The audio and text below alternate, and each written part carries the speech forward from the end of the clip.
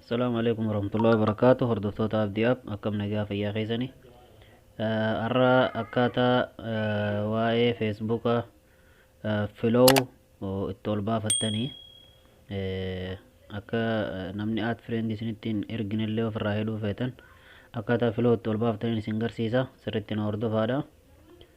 balaa baranaa tan rabbi nurraa qabu du'aa itti godhaadha. feesbuuka seentanii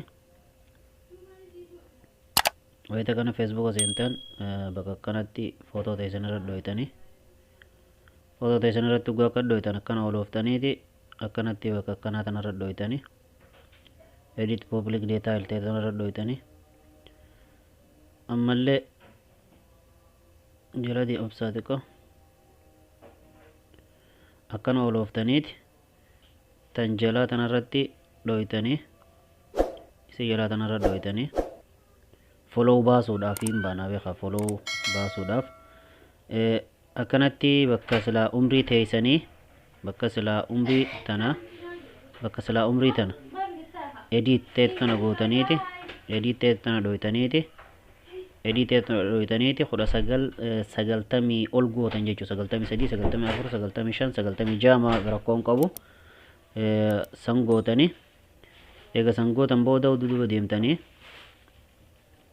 duduba deebitaniituma tuqaa sadeen tana tuytanii tuqaa sadeen akkanaa tana eega tuytan booda settingii seentanii setting kayitoo kana seentanii eega settingii kana seentanii booda ammallee setting kan majuu seentanii setting kan majuu kana seentanii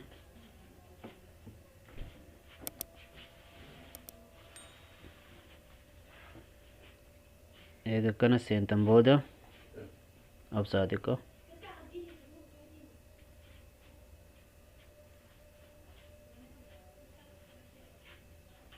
shabaqaa dadhabaadha irraan isinii deebisa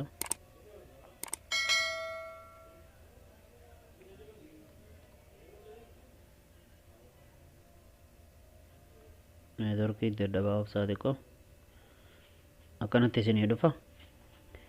eega kanatti isinii dhufe booda akkana olooftaniiti public post kayitoo kanarratti dhoytanii public post kayyoo kanarra dhoytanii public post kayyoo kanarratti eega dhoytan booda laal ta gubbaa tanarratti ol baaftanii public moo gootan ka gubbaa kanaasi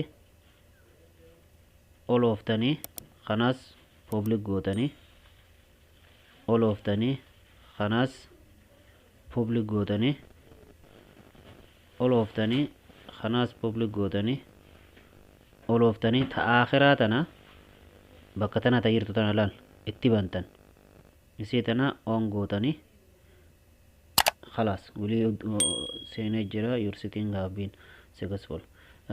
following ol baatee jirti yooniif immoo wanti ofirraa hidhuu feetan akka namni risaalaa request isinitti hin erganne ofirraa hidhuu akka feetan taate as seentanii jechuudha.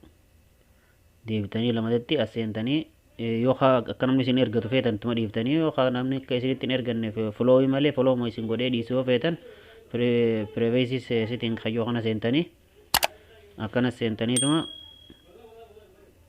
akkana olooftanii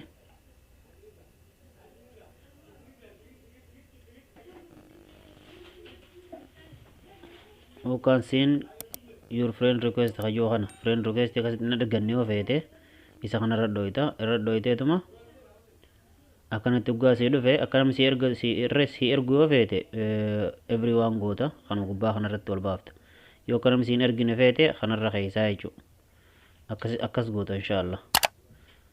akkasii barnoota keenya har'a asuma irratti hin dhaaba hanga barnoota dhufu walitti deebinutti nagaan nu tura. rabbi nagaa isin haa godhu, rabbi isin haa eegu.